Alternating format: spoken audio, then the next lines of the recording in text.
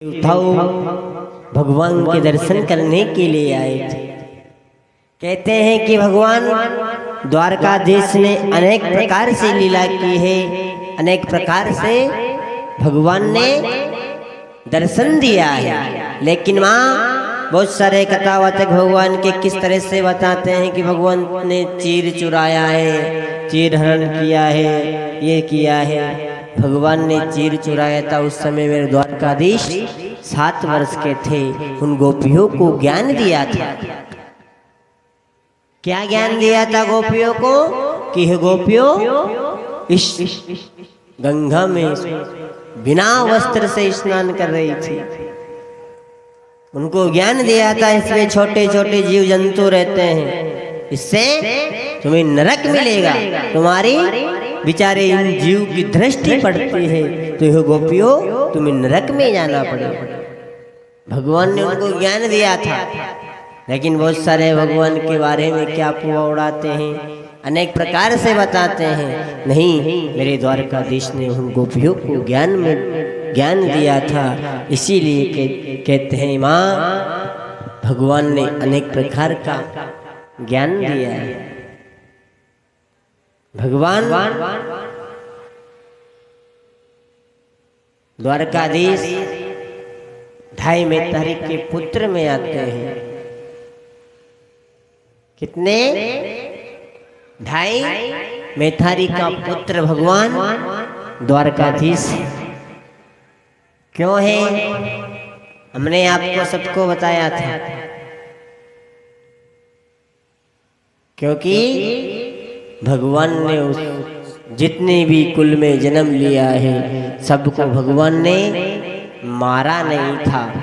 जिसने राक्षस कुल में जन्म लिया है मेरे द्वारकाधीश ने किसी को नहीं मारा। उस राक्षस कुल में से उनको तारा था। पूतना को भगवान ने नहीं मारा था। पूतना को भगवान ने तारा था। क्यों? पूतना को माँ बनाया था प्रभु ने। इसलिए 2.5 मेथारी का पुत्र भगवान कन्हैया आता है। क्यों? क्योंकि देवकी के गर्भ में से जन्म लिया था, माँ यशोदा के घर जाके पला था। इसलिए कन्हैया को 2.5 मेथारी का पुत्र माना जाता है। ऐसे नहीं आता है समझ में माँ, तो इसमें इस भाषा से समझा देता हूँ। बोले सत्य गुरुदेव भगवान की है। एक साधु संत ऋषि तप तपस्या कर कर हरिद्वार कुंभ के मेले में भंडारे के लिए जा रहा था। क्या? एक बहुत बड़ा तपस्वी साधु हरिद्वार कुंभ का मेला में भंडारे के लिए जाते हैं। मां, जब वे साधु हरिद्वार कुंभ के मेले में भंडारा के लिए जा रहे थे, भंडारा करने के लिए, तो बेचारे के पास कुछ धन रखा हुआ था। बिना धन से तो कार्य नहीं होता है। जैसे भागवत माँ गंगा चल रही है, इसमें बिना धन से कार्य तो नहीं होगा। इसमें धन भी चाहिए रहता है, तो मन भी चाहिए रहता है, और तन भी चाहिए रहता है। जब जाकर भगवान का कार्य सिद्ध होता है। इसीलिए तो कहते हैं माँ कि कभी भगवान का अगर काम पड़ जाए जीवन में, आपके गांव में अगर कभी भगवान का काम पड़ जाए, तो भगवान के काम में सदा हाथ बढ़ाना, टांगड़ा मत अड़ाना। क्योंकि बहुत से लोगों के बेटे इसमें 2-4 तो ऐसे भी हो गए जो भगवान के कार्य में टांग अड़ाते हैं। जीवन में ध्यान से सुन लेना, भगवान का काम में अपन सदैव हाथ बढ़ाना चाहिए, टांगड़ा नहीं अड़ाना। क्यों? क्योंकि अपने कार्य से हाथ बढ़ाने से अगर भगवान का कार्य हो जाता है, तो भगवान का कार्य गांव में सिद्ध होता है। और आपसे धन से नहीं बनती है, तो धन से बन सकती है। धन शरीर लगा दो, अगर भगवान ने तुम्हें धन नहीं दिया है, धन के सौभाग्य नहीं है, तो अपने हाथ से तन लगा दो। लेकिन भगवान की सेवा करना चाहिए। अरे ज्यादा कुछ नहीं तो मंदिर पे जाकर सेवा करना चाहिए, किसी गौशाला में जाकर सेवा करना चाहिए। सेवा से बड़ा कोई पुण्य नहीं होता वहाँ। इसीलिए कहते हैं कि सेवा भगवान की जरूर करना, जीते जी सेवा कर लेना, आनंद हो जाएगा। क्यों? क्योंकि वे महात्मा, वे ऋषि, इतना सिद्ध ऋषि था साथ हरिद्वार कुंभ के भंडारे में अपने भंडारा के लिए करने के लिए जा रहा था। ऋषि के पास 5-25 सोने की मोहर थी। उस सोने की मोहर को लेकर भंडारे के लिए हरिद्वार जा रहे थे। जब बेचारा महात्मा ने विचार किया और विचार करके कहा कि नहीं रे, ये कुछ सोने की मोहर है, अगर इसको अपन लेकर चलेंगे, बीच में कोई डाकू मिल जाए,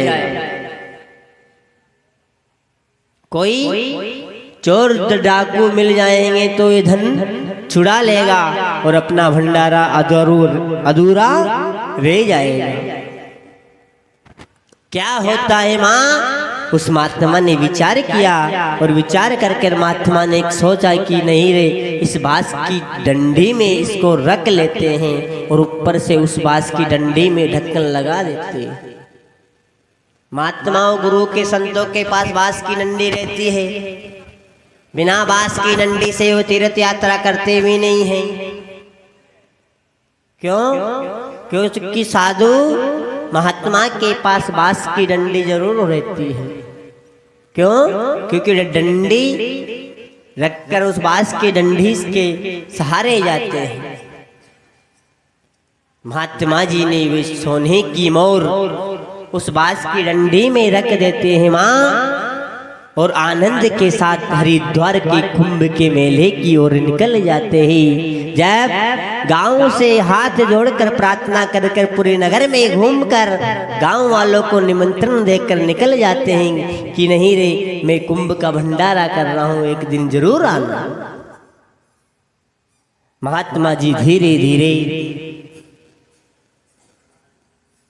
जंगल में जब बेतुकपुरी नगर में पहुंच जाते हैं,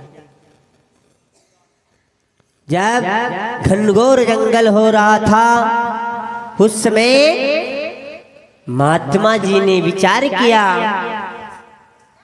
कि नहीं रे, इस जंगल में मेरे को शाम का समय हो गया, इस घनघोर जंगल आ रहा है, पानी गिर रहा है। रात्रि में महात्मा को रात्रि की 8 बज जाती है, बिजली कड़क रही है, पानी गिर रहा है, फिर भी महात्मा जी चले जा रहे हैं।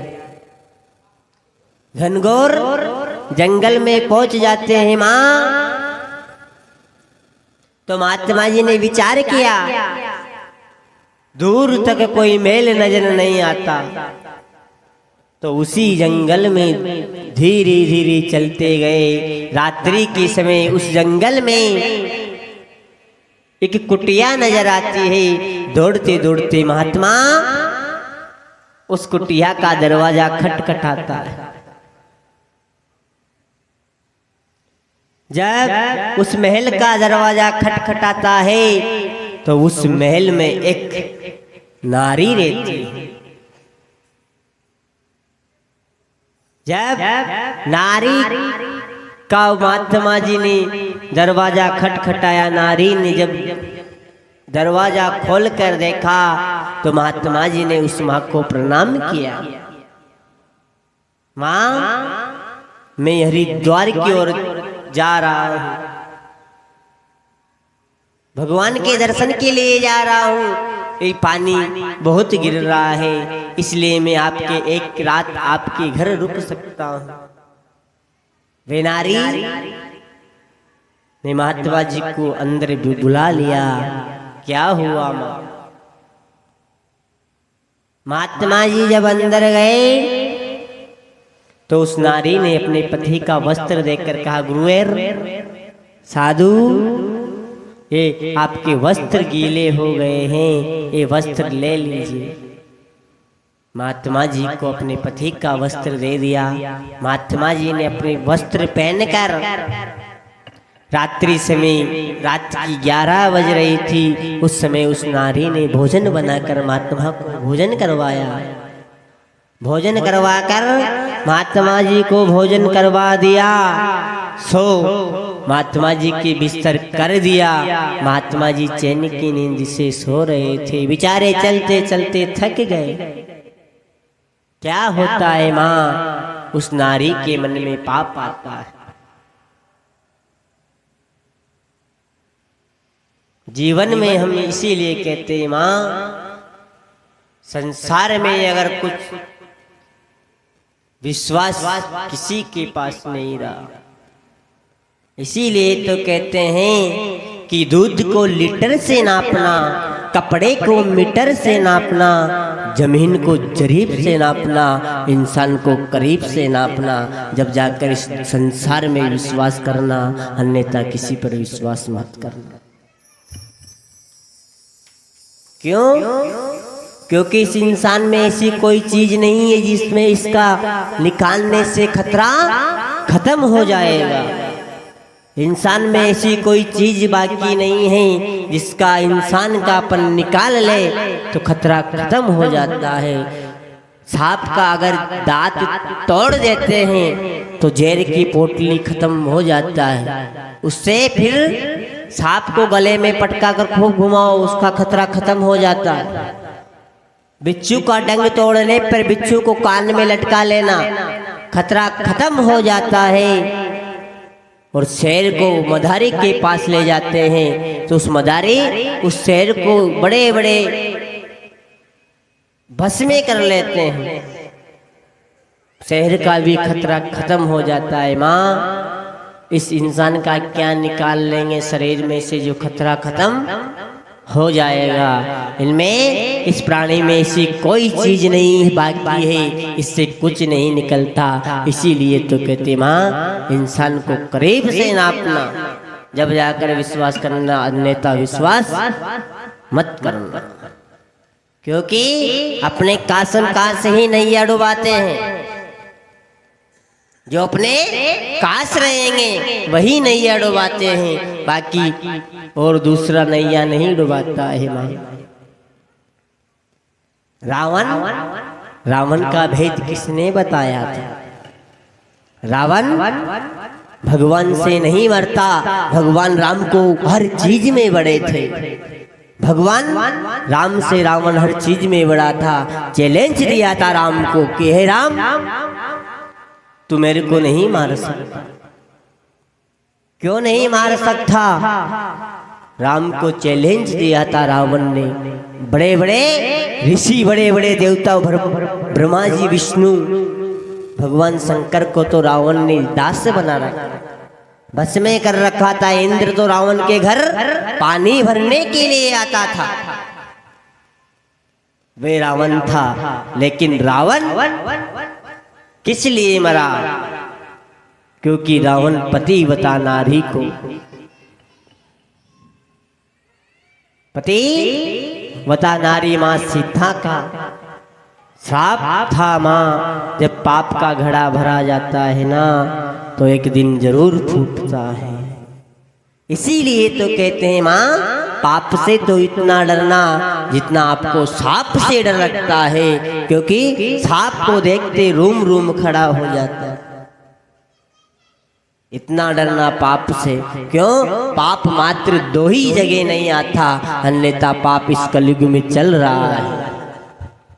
पाप दो ही जगह नहीं आएगा, एक तो भगवान के मंदिर नहीं आता, एक हरि के सत्संग में नहीं आता, अन्यथा सभी जगह पाप चलकर आता है।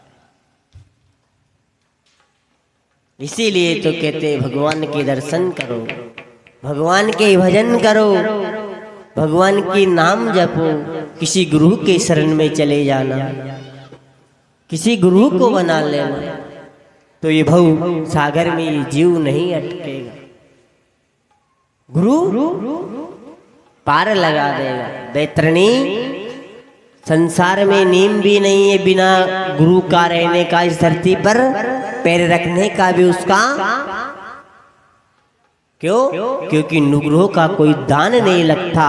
चाहे तुम पूरा दान कर देना, पूरे ही लाखों दान कर देना, करोड़ों दान कर देना, अगर गुरु नहीं है तो वे दान भी नहीं लगेगा। नुग्रह का कोई दान नहीं लगता है। इसलिए संसार में गुरु बना लेना।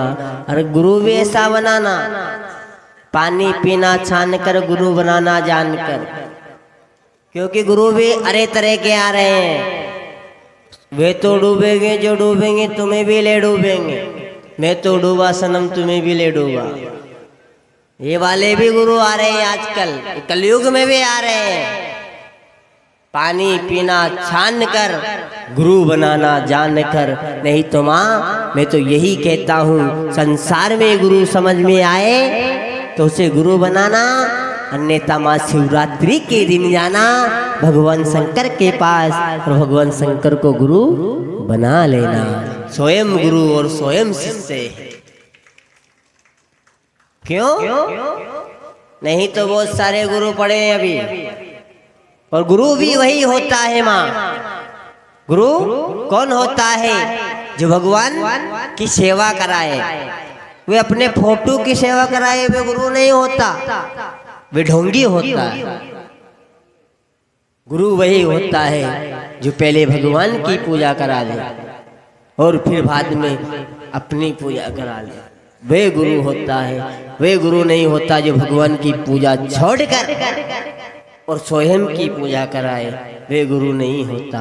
बोले सतगुरु गुरुदेव भगवान की जय। द्वारकाधीश भगवान की जय। क्यों? जब महात्मा जी हरिद्वार के कुंभ के उस नारी के मेल में ठहर रहे थे माँ, तो नारी के मन में विचार आया कि कितने बड़ा संत ऋषि महात्मा हैं। कैसे बड़े बड़े ऋषि तप महात्मा हैं। ये रात्रि समय, रात्रि 10 बजे हरिद्वार कुंभ के मेले में जा रहा है। मन में विचार करते हैं। क्या मन में विचार करते हैं महात्मा? बोले सतगुरुदेव भगवान की जय। द्वारकाधीश भगवान की जय। तिलक का वहाँ थाली अंदर रखी, वहाँ से उन पंडित जी से बोल देना थाली लेके आएंगे।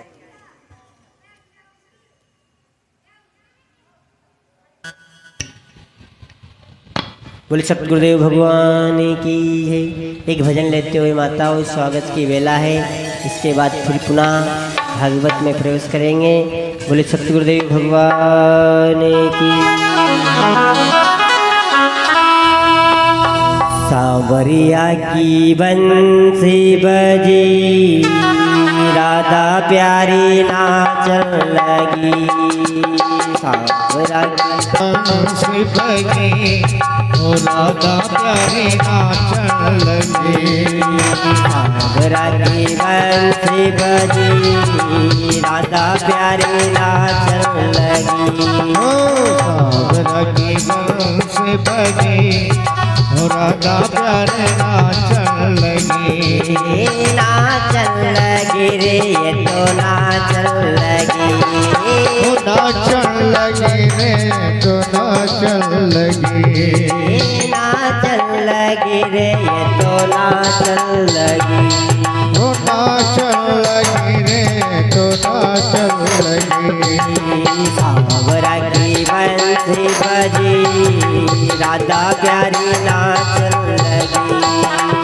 सांवरिया की बंसी बजी, राधा प्यारी नाचन लगी।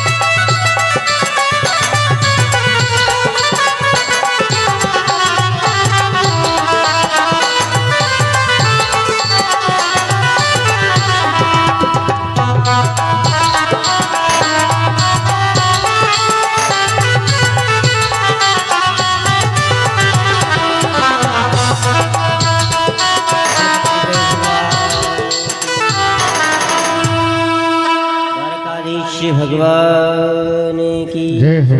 हनुमान जी महाराज की जय। आइए प्रभाव से भगवान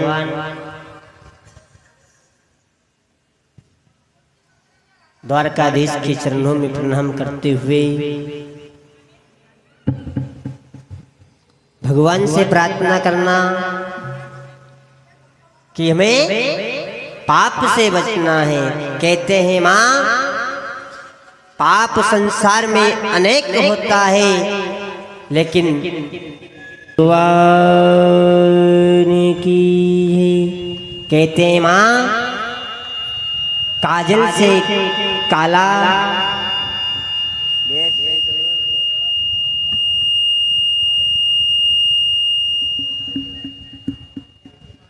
काजल से काला कलंक होता है।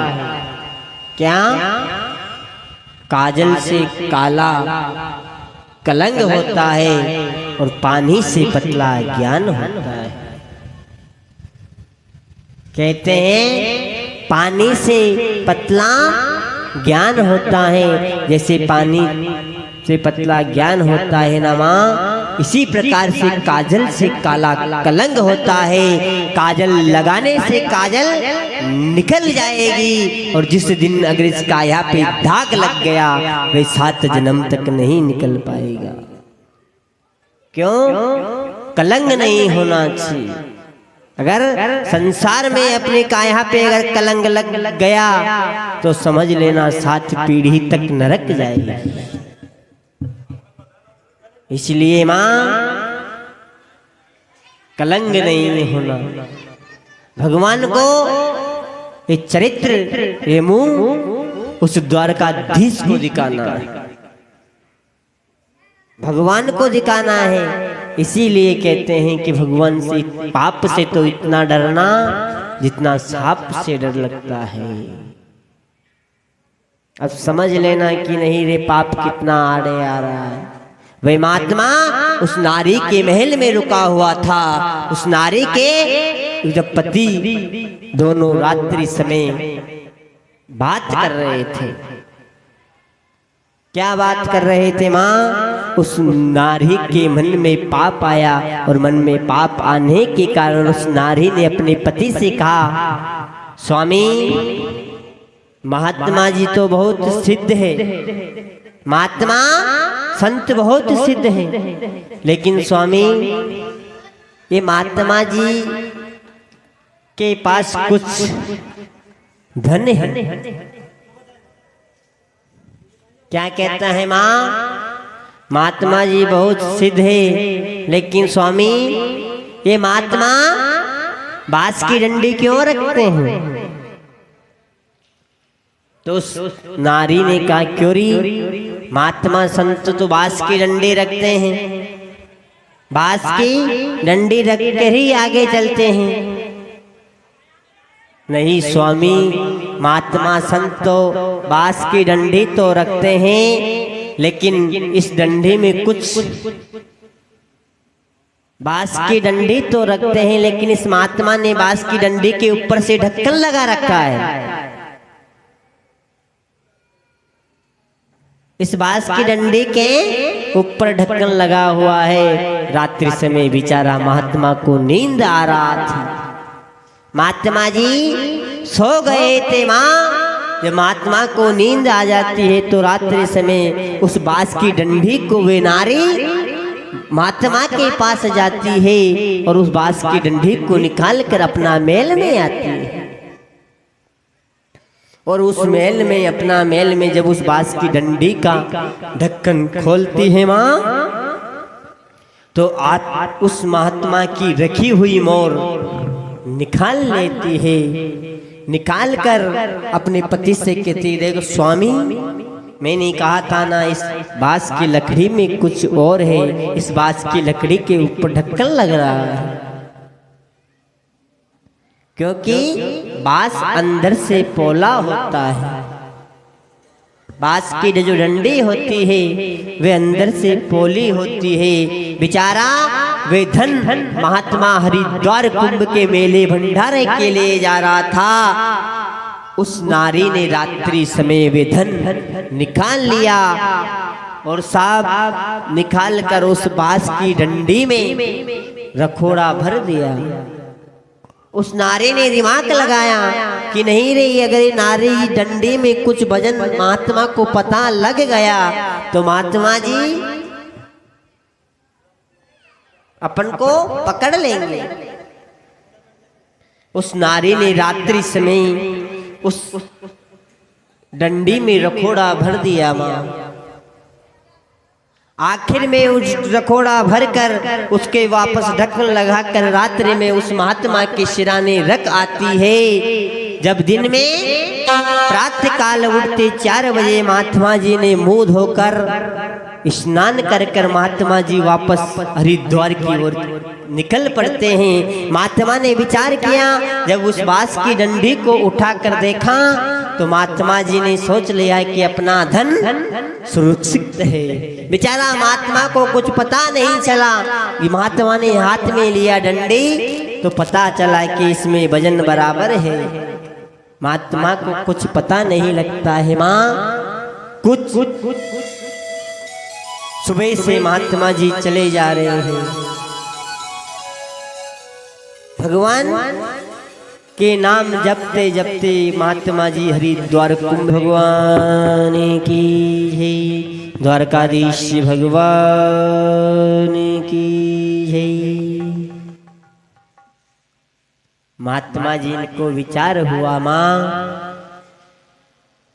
महात्मा ने हरिद्वार पहुंचकर महात्मा जी ने विचार किया और उन साथियों से मिलकर साथियों से कहा, साथियों इस हरिद्वार के कुंभ के मेले में भंडारा,